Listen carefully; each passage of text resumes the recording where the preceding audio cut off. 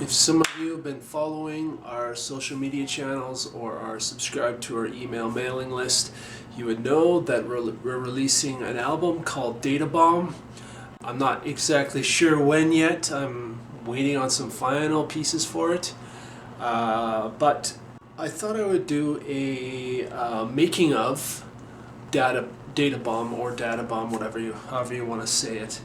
But rather than showing footage of me just sitting at my desk editing audio, because that's what the majority of it was, I figure what I would do is just kind of chat about the new album and, kind of discuss when I started writing it, some of the themes, the names of the songs, what was going on during the album, mentally, for me, environmentally, like politics and all that kind of stuff, some of the inspiration, and kind of why I wrote it the way I did and stuff like that. So we'll start with when I started writing. So when I started writing, it was about 3-ish years ago, maybe a little more than 3 years now.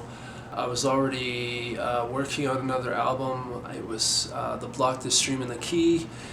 I was traveling, and so when I travel, I don't typically take the stuff I'm currently working on with me because it sits on my desktop and it's on the hard drive on the desktop. I know I can transfer things over to external hard drive and bring it with me, but I don't normally do that. And typically when I travel, I start new things. So basically, I went to Edmonton to go visit my best friend, and I think it might have been Easter, 3-ish years ago, maybe a little more than 3 years ago.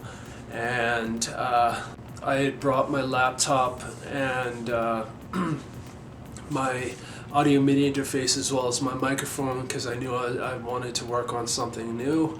And the first song I started on was called Activate, and obviously that's a song that's going to be on this new album. And I basically had the skeleton of it done by the end of that. No, actually, I had a very rough version of it after the session, or whatever you want to call it. And I had the lyrics written out and a rough skeleton done pretty much in a couple of hours. Politically, I guess I'll talk about some of the themes. Politically speaking, the album is a little bit more political.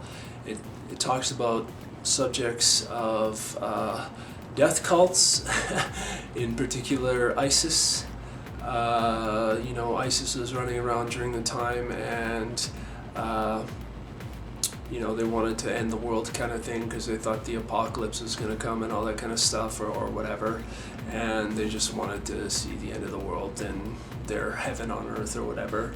And also, politically speaking, the U.S. was going through an election, and obviously things were falling apart there because the election was very fraught with basically, without getting into too much detail, basically there was a lot of manipulation via social media. There was hackers that were manipulating Facebook ads to influence the election, and it worked in their favor. Now, from my understanding, it was Russian hackers.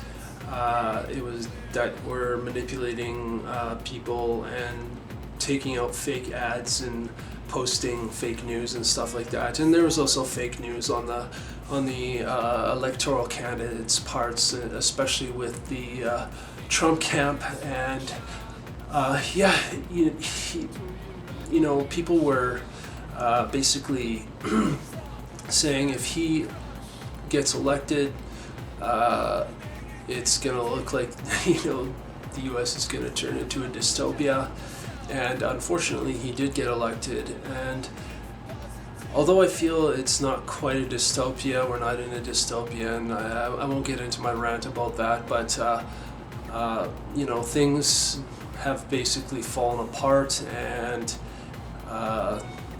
as a result of his decisions and some of the things he says, and his fake news and all that kind of stuff, and him lying all the fucking time, and it's basically things have devolved, and there's suspected corruption, and he's even been tried to be impeached, and they voted and didn't actually, like, he's been impeached, but he hasn't been voted out by their Senate or whatever it is. I don't know if it's a Senate, or I'm not entirely sure how their political system runs, but it's something like that. So there's a big debate about cryptocurrency becoming the new way of doing things monetarily, like Bitcoin and stuff like that, and there was all this hype about Bitcoin and all the other derivatives of it, and people are expecting, certain people are expecting that the regular economic system is going to fail, and money is going to look like Bitcoin and cryptocurrency, and that's the way things are going to be done in the future, and there'll only be one currency rather than several currencies divided up between different countries, which is, it's concerning, but it's also kind of like, okay, well, that kind of evens the playing field for everyone. So crypto anarchy, because of the way things were rolling and cryptocurrency being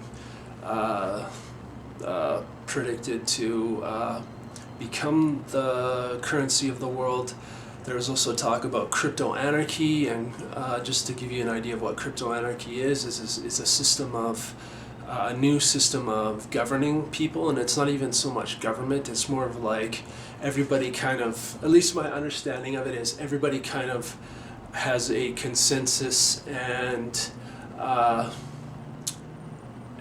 kind of makes decisions based on these groups and things online, and rather than this governmental office that's going, well, we're going to do this and that. It's more of people-centric, and there's no actual rulers per se. It's more of just like everybody decides, okay, this is how I feel, and this is what we think should happen, and that's kind of how it works, at least as far as I understand. Obviously, we're dealing with an environmental issue as well, with climate change. I don't get into it too heavily on the album, but that is a topic that I briefly speak about on the album or sing about. Technology, there's, if you guys have already checked out our new single, or one of our singles that have come off this album, the Endgame, that song is, it specifically is about weaponization of artificial intelligence, and its uses and its debate, and whether we should be using it, using our automated weapons for military obviously for military application, and a lot of scientists are saying, no, this is not a good idea. This could lead to World War III, and automated weapons should be considered a weapon of mass destruction. And yeah, so I think I did a meaning of video for the Endgame. So that is another topic, another theme that's on this album. Another theme is information, and just the idea that there is, I can't remember the number, I think it's quintillions bytes, if I'm not mistaken. I'll have to look it up again, but there's quintillions of bytes uploaded every day to the internet, and yes, information is highly accessible nowadays because of the internet, but also there's a lot of disinformation, there's a lot of false news, there's a lot of, or fake news, and there's a lot of noise out there too. And one of the themes is information wars. There definitely is I believe there's definitely an information war going on, or at least during the writing of this album there was. I think Julian Assange, whether he's being authentic or not, we don't know, and some of the things he's accused of outside of the statement that he feels that there's an information war are questionable, but I do think he was right in the sense that I do think there is an information war going on. I think that because there's so much data being uploaded to the internet, and there's a lot of noise, there's a lot of fake news, you have to sift through the data to find the truth or the real, however you want to put it. And you have to be careful about your sources. You have to double check those sources with like certain websites, in particular Snopes.com or whatever it is. Another topic, which is facial recognition technology. It's concerning that facial recognition technology can identify us, and from what I've read, it can predict certain things. Like apparently, it can predict, whether someone, what their sexual preference is or whatever, and just stuff like that. Like it's dangerous in the sense that yes, it keeps us secure because then we can find criminals or whatever very easily by the facial recognition technology, but it's also dangerous because to what extent, are we psychologically, are we so accurate in our psychological profiling that we can determine how a person's going to react, how a person's, what their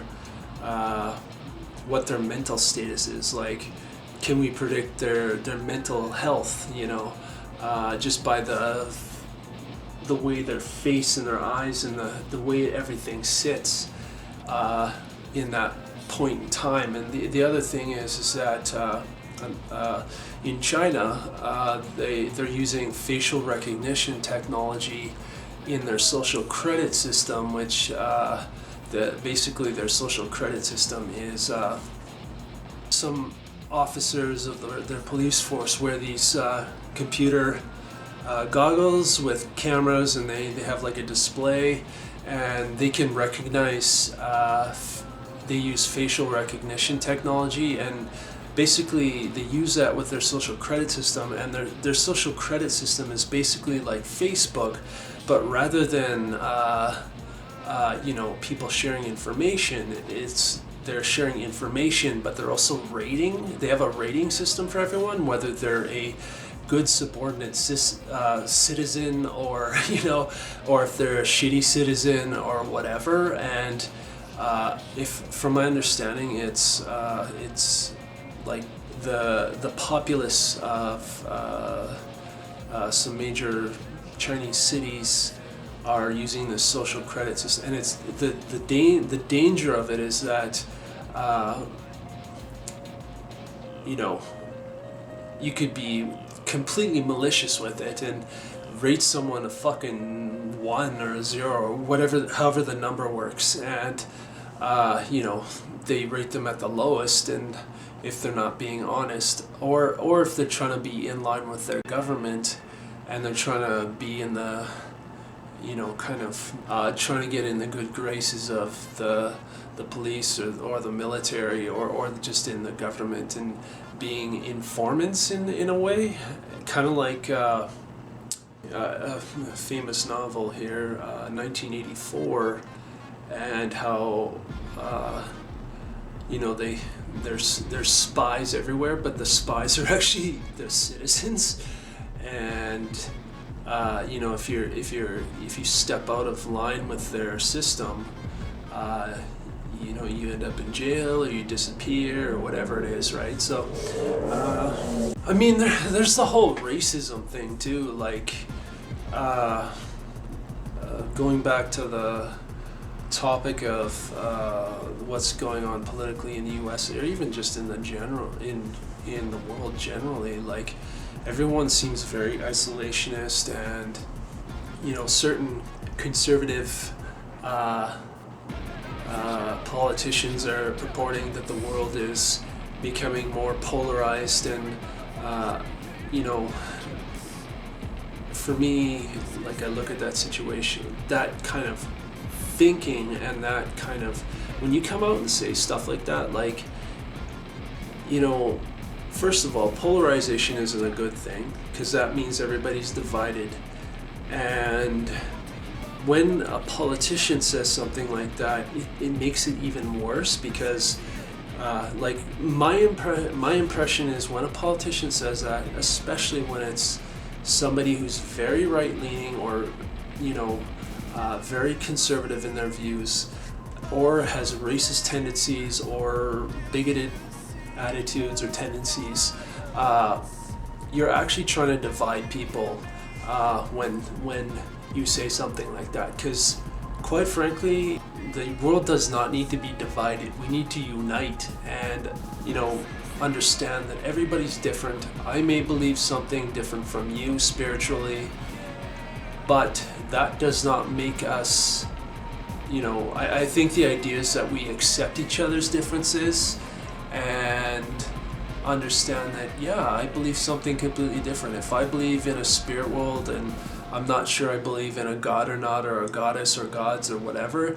but you believe there's a god, and as long as you can grow and change in your beliefs and you're not hurting anyone else, I have no problem. And the same goes for me. As long as I can grow and change within my beliefs and I'm not hurting anyone, then I do not have a fucking problem. So, yeah, like I said, this album is very political, with recent goings on politically and just things that are going on in the world, just concerning things. I thought it was important to express what I was feeling about these particular subjects and themes. And like, there's some other stuff in there where I sing about certain things. This is more technology again, certain aspects of cloud computing and uploading our shit to the cloud, and we think it's secure, but it may not be secure, because if somebody has the right encryption code breakers, they can get into our cloud and steal sensitive data and stuff like that. And some of the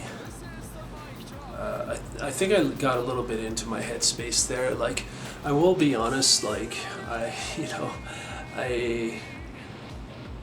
for me, what has happened politically, it's just like, holy fuck, like, it's just ridiculous what's going on right now. And it's, politically speaking, our neighbors to the south, the U.S. government, they have a joke of a president, and I just feel like it's,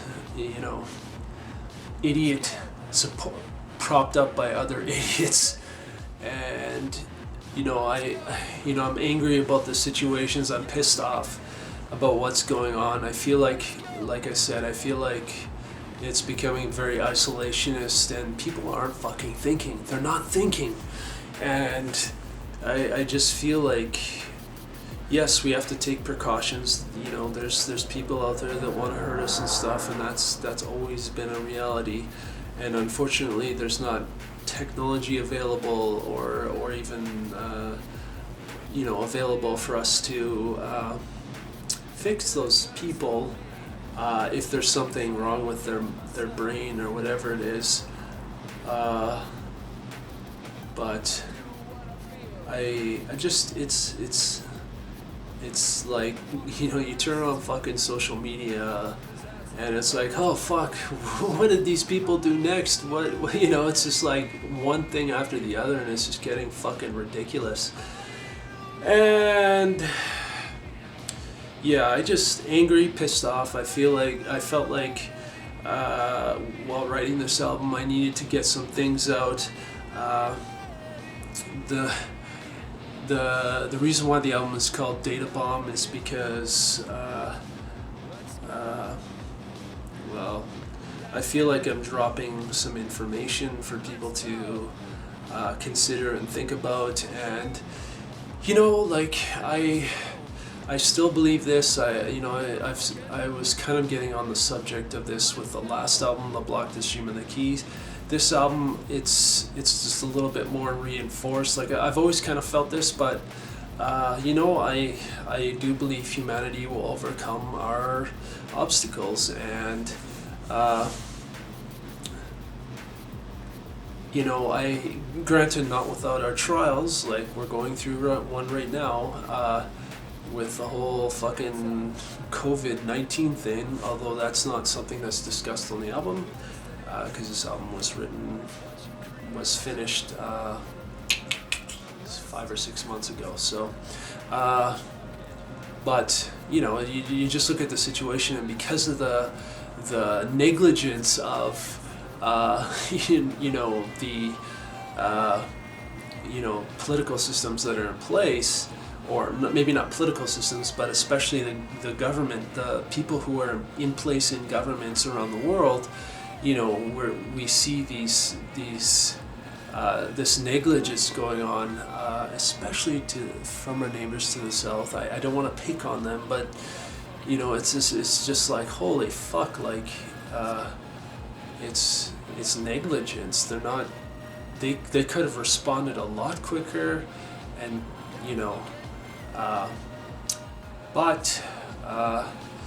yeah, it's that's kind of what the album is about in my mental space. I will be posting a meaning of for each of the songs separately. I'll get into those specific songs. I just kind of wanted to give a general kind of meaning or making of, and just kind of talk about the album. And I guess I'll tell you what the track list is. If you're not on our email mailing list, you wouldn't have seen that. If you're not on our social media like Facebook, you probably haven't seen it either. So I will give you the track list.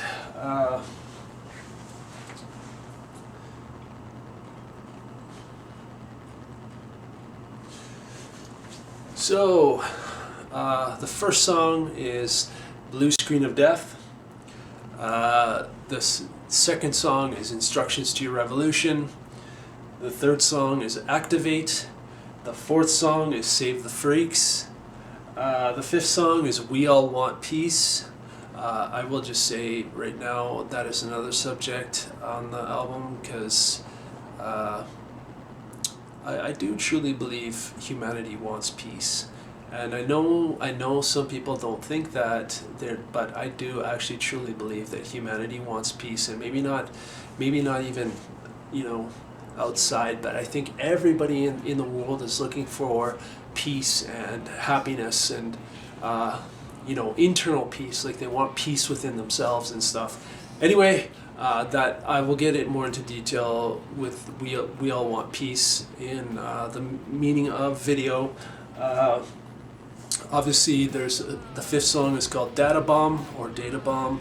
Did I say fifth or sixth? Yeah, the sixth song is called Databomb. The seventh song is called Refuge. The eighth song is called Dirty City. The ninth song is called Machine Heart. The 10th song is called Dystopia for You. I guess that is another theme on the album, because people are purporting that we're living in a dystopia now, which I don't think is the case. But I also think that people need to decide whether we are going to live in a dystopia or not, and it's more of like a, dystopia for you, a question, because I think that people need to figure out that maybe dystopia is not a good thing, and maybe we need to do things in order to change what's currently happening right now. So the 11th song is called The Endgame. The 12th song is called Worldwide Maniac. 13th song is called No Face. The 14th song is called Death Cult. The 15th song is called Yeah Fuck It, Let's Go. The 16th song is called The Cloud. And the 17th song is called The End of War, The Beginning of Humanity. So, one thing that I was heavily influenced by was kind of the urban street warrior type stuff, like the urban warrior or street warrior stuff. You know, I mean, some of it is fashion, obviously, but I mean, not so much for me. Just to give you a little bit of my story, my life story. There was a period of time, I'm not sure how long it was. My best friend seems to think it's a couple of years, but it doesn't seem that long. In my late teens, I spent time on the streets. I lived on the streets, and not here in Calgary, but in my hometown. I don't know. I don't like calling it a hometown, but that's where I was born and lived for at least my early life up until my early 20s. Saskatoon. I lived on the streets there for a couple of years in my younger years.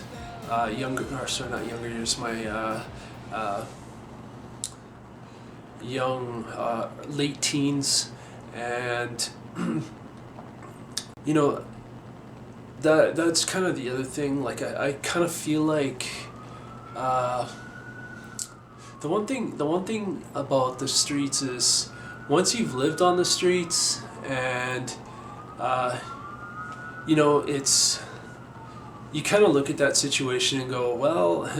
And I am so glad I am out of it. I'm not on the streets anymore, because one of the realizations of being on the streets is, like, at least I realized this, and I'm so thankful for this, is that at some point you will realize, I would hope anyone that's living on the streets realizes that you'll end up fucked somewhere. And yeah, it's not a good thing. Like when my best friend and I were on the streets, you know, at first we kind of looked at it as like an adventure, but you start realizing that it's actually not that great, and you have to find a place to stay, somewhere safe, and it isn't safe. On the streets it's a harsh reality, and you never know what's gonna happen. You don't know if somebody's gonna fucking mug ya in the night, or come and like bash you in on when you're sleeping, under a bridge or something like that, or that kind of stuff. And but the thing that I will say, yes, I survived it. I'm glad I am where I am today. I'm glad I have the things that I do. I'm glad I have the people that I have around in my life. But the other thing about the streets is you kind of,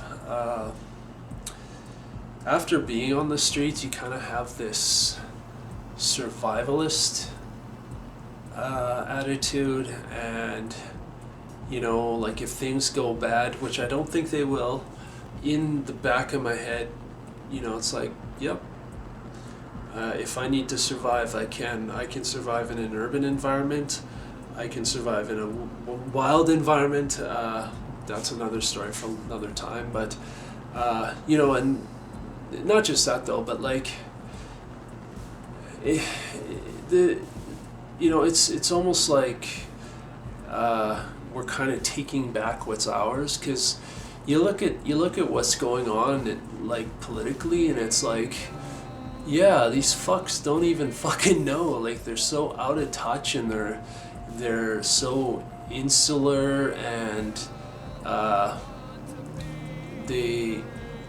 a lot of these governments around the world are trying to, if they're, right leaning, they seem to want to divide people rather than unite people, and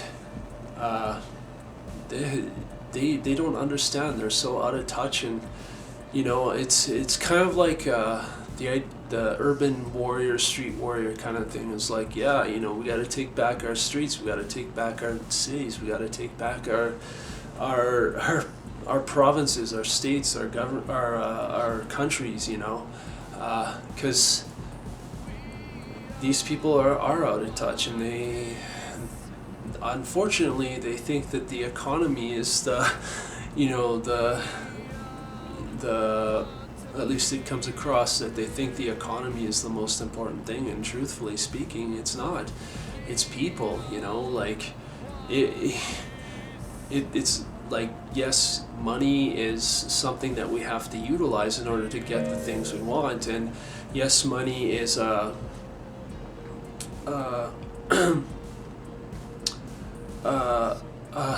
symbolic representation of trading, because before we had money, we were actually trading goods and services, like, oh, I'll give you 12 eggs for a carton of milk, or whatever the fuck it was, right? And that's kind of how it rolled, and then money comes along, and it's a symbolic representation of that labor or of that trade, right? So it's not about, yeah, that I think I got across what I was trying to say there. Like it's what a lot of these politicians don't understand is that it's not about the economy, and yes, that without certain things we wouldn't have the technology we have today, and yes, money is a representational form or a symbolic form of trade or service, rather than actually making those things or trading 12 eggs for a carton of milk or whatever. But that's kind of the idea, with the urban warrior, street warrior thing. If you had listened to our EP in 2019, it came out January of 2019, Instructions to Your Revolution. That's kind of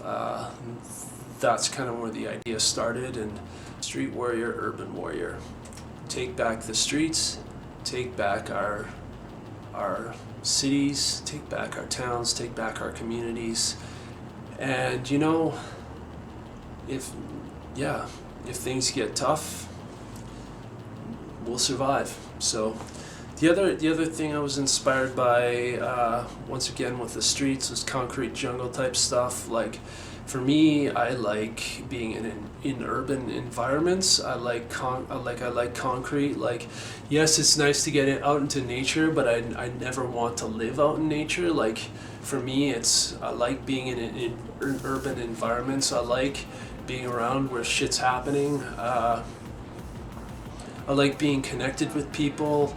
I like being able to go to events fairly easely. I am centrally located in this city, so it is easy for me to go to events, and it's, I really, I guess I love being in urban environments. I actually want to be in a larger urban environment, but that's not right now. That's a future thing. But I feel connected, and I think, I like the concrete jungle type stuff. I like, wandering around every once in a while and just being in the urban environment, and, seeing street art and all kinds of stuff like that. It's, street art is in graffiti, that kind of stuff. So I think I got everything out that I wanted to. I hope you followed along this far. I'm not sure when the album's going to come out. I'm hoping in the next, I'm not going to give a date here. I'm just waiting on a couple of final pieces, and after I receive those pieces, I'll try to determine what the best course of action is, whether I should release it sooner rather than later. And depending on what goes on here in the next little while, I hope to be doing some form of live performance, whether that's live shows if this COVID-19 thing clears up, and if we have to remain in self-isolation or self-quarantine for the next little while. I think I'm gonna do live streams of performances. They might be solo live streams because once again, if we have to self-isolate or self-quarantine, it's not a good idea to be around other people. So, and not just in the sense of being at risk, but also putting other people at risk. Even if you don't feel like you have something, you don't know if you have felt something, you have caught it, and you just don't want to put others at risk. So that's kind of what this looks like right now. Like I said, the album's a little bit more political, a little bit more serious. Hopefully things get sorted out soon here, because I would love to do live shows, in support of this album. And I think that's it. I hope you enjoyed this video. I hope you enjoyed this Making of Databomb, and kind of some of the themes and kind of what Databomb is about. And I hope you, I hope you learned something, not just about the album, but the themes and inspirations behind it. And if you enjoyed this video, please give it a like. If you feel it has value, please share it. If you have any questions regarding the album, please leave them in the comments section. And if you value what's on this channel, please subscribe, and please hit that bell button to be notified when the next video comes out. So thank you for watching. I'm excited about this new album. Even if we are not quarantined, but if we have to go into self-isolation, I will be releasing it. And so thank you for watching, and see you in the next video. Fuck yeah.